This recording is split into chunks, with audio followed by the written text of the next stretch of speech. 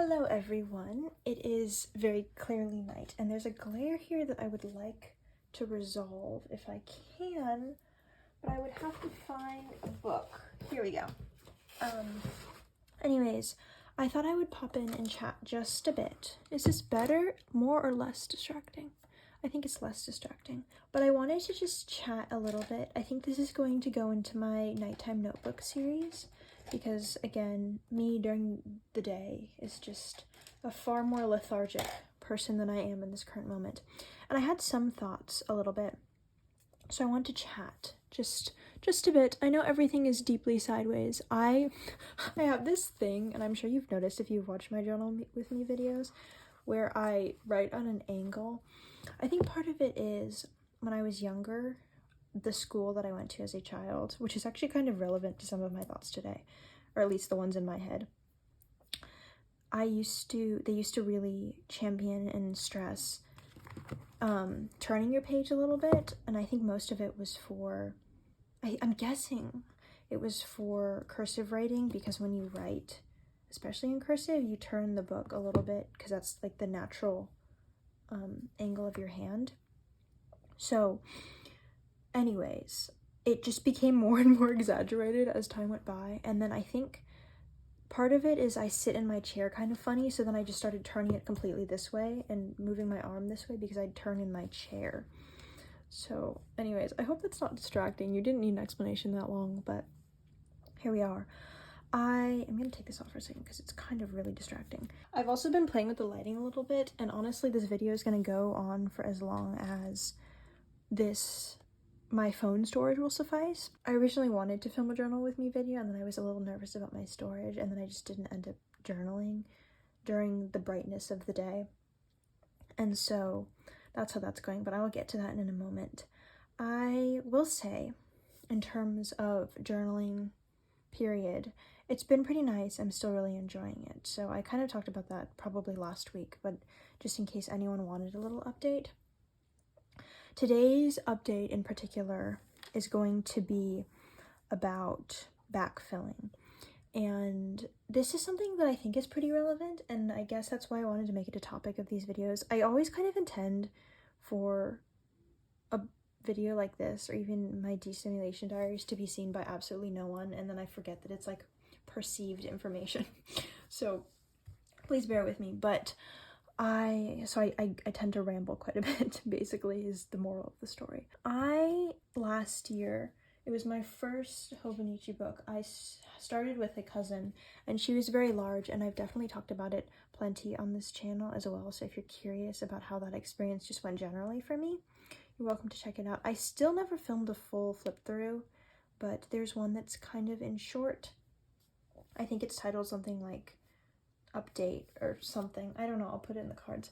But I was really struggling with that, and part of it is I personally am a perfectionist with my books. It's kind of a peace of mind thing, and also I kind of struggle with perfectionism and struggle with completeness in a lot of other aspects of my life, and so having this particularly is really important to me.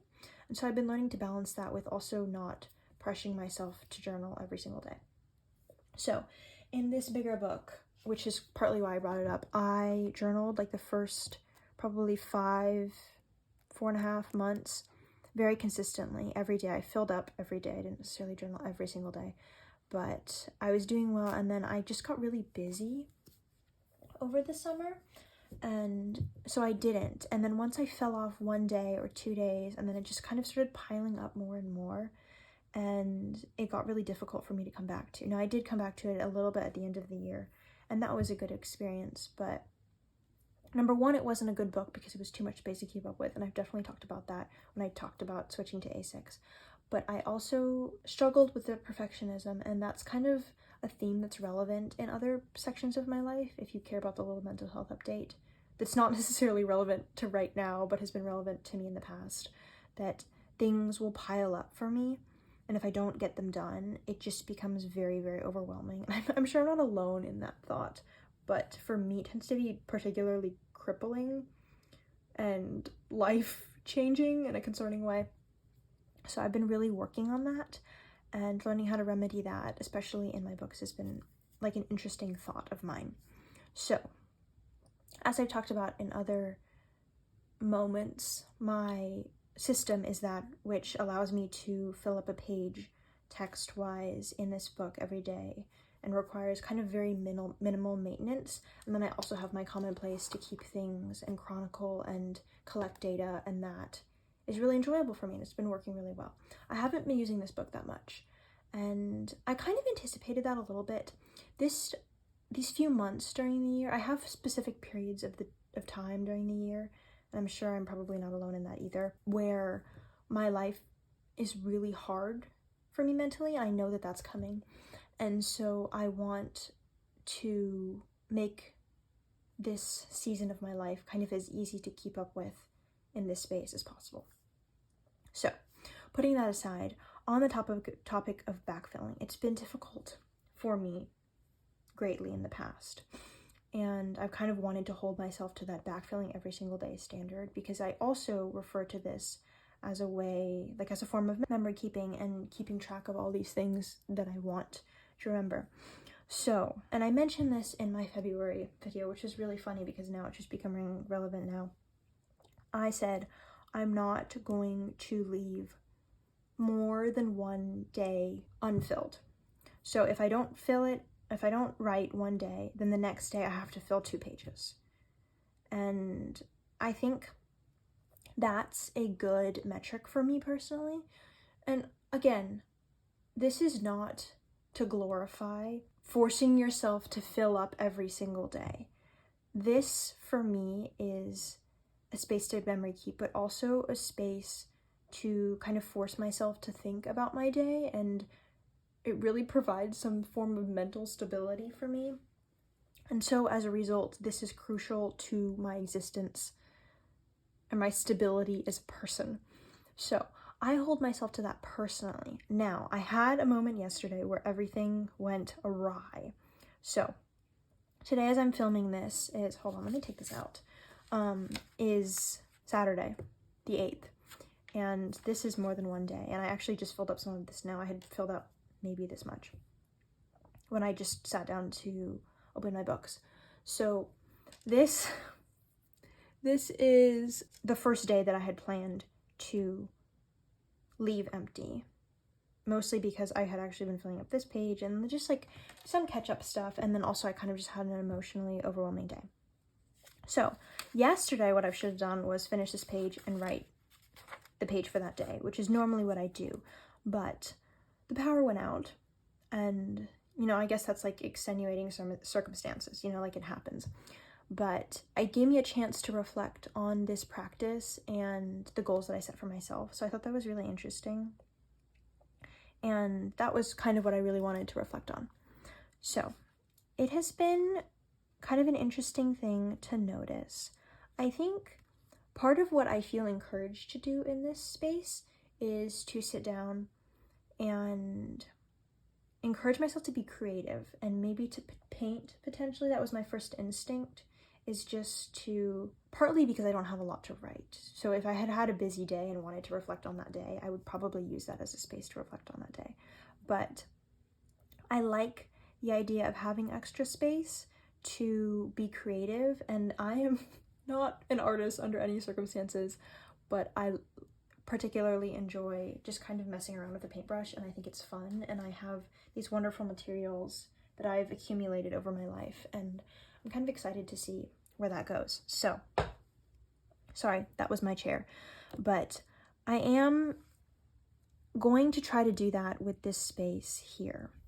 And it's interesting because it also gives me a chance to think, what would I do if I had more space? And it's not necessarily always right, which I think is interesting as someone who considers myself someone who writes, but this is a space that is primarily a reflection of my brain.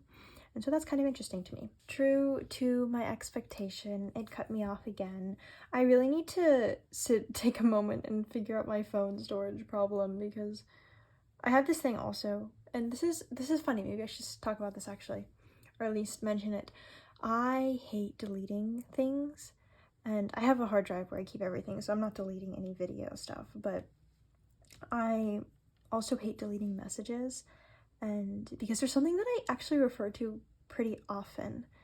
To me, it's like a space where I've collected data, and I get really excited about having that, and like sweet messages people have sent me, and just things in general.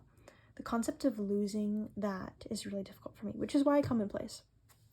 But anyways, so I'm going to work on that. I'll keep you updated. But in terms of this, I kind of hold myself to this standard for the same reason, which is that I just want to have a space where everything is documented. So I'm going to, I think, paint a little bit on this page and write for today. I have kind of a lot of thoughts, but I think yesterday was also a day where I didn't think per se a lot. Not that I didn't think, because I'm always thinking, but I didn't necessarily have a moment where I reflected a lot. And I think emotionally it was just kind of a day where everything was up in the air, and I kind of want to express that on the page.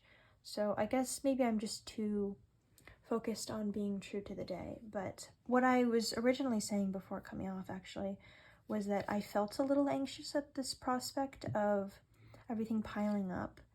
And again, I think it's kind of like a trigger for me a little bit, and I just kind of freaked out by the concept of anything not being completed, because now that I have this, I'm really attached to it being complete and attached to it being full.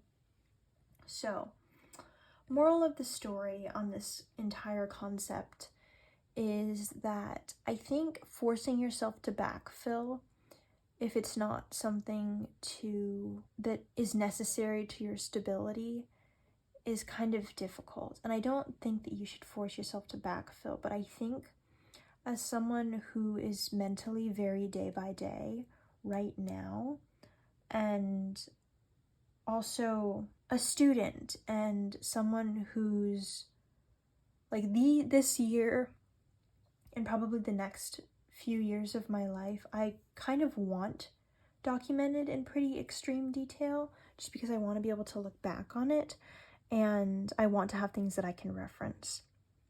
And so to me, this is very important. So I think what I'm going to do is continue to stick to this backfilling rule, but I definitely have a different, not necessarily opinion, but outlook now that I am a few pages behind, because I am already kind of feeling that anxious feeling. I paused because I had to fix my phone storage problem, and I actually wrote a few lines, which I know that you probably realized if you were looking closely, but I was kind of almost feeling that pit in my stomach feeling, and that was kind of interesting.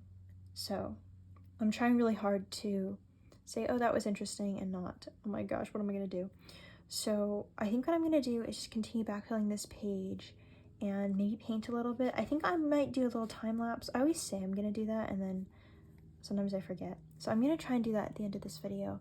But anyways, this is a very casual one. Thanks for hanging out with me and just listening to my thoughts.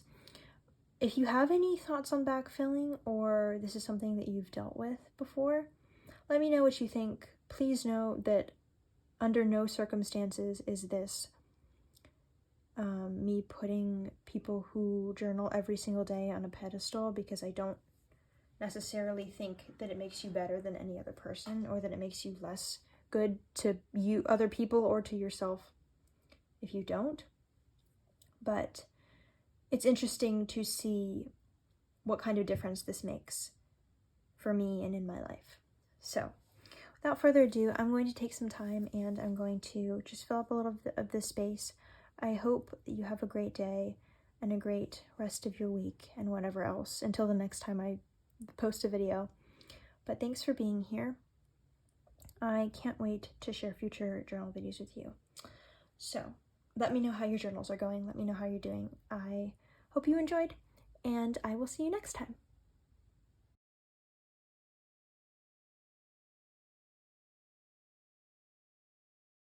Hi, post-edit Anna coming back in here just because I wanted to show you how this page ended up, because the time lapse cut me off as it does with my storage. Please, we're trying really hard to figure it out, but here's how it turned out. It's not the most beautiful thing in the world, but it feels authentic to me and authentic to that day. And I did, in fact, fill those pages up. So that's how that went. I did, in fact, finish it all that night, and that was very satisfying and pleasant for me. Sorry, I realized this phone cord isn't, not the phone cord, the computer cord is in the way. But this has kind of helped me find a different outlook on journaling a little bit, and I've actually kind of switched up my system just the tiniest bit. I'm not leaving this book, and I'm not doing anything differently in this book, but I kind of realized I wanted another space.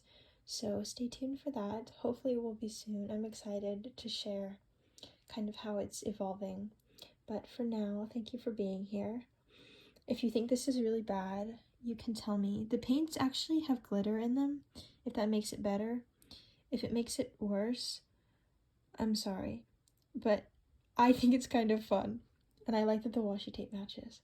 So thanks for being here. Let me know down below if you have any silly thoughts on backfilling or non-silly thoughts, and I will see you later. Goodbye.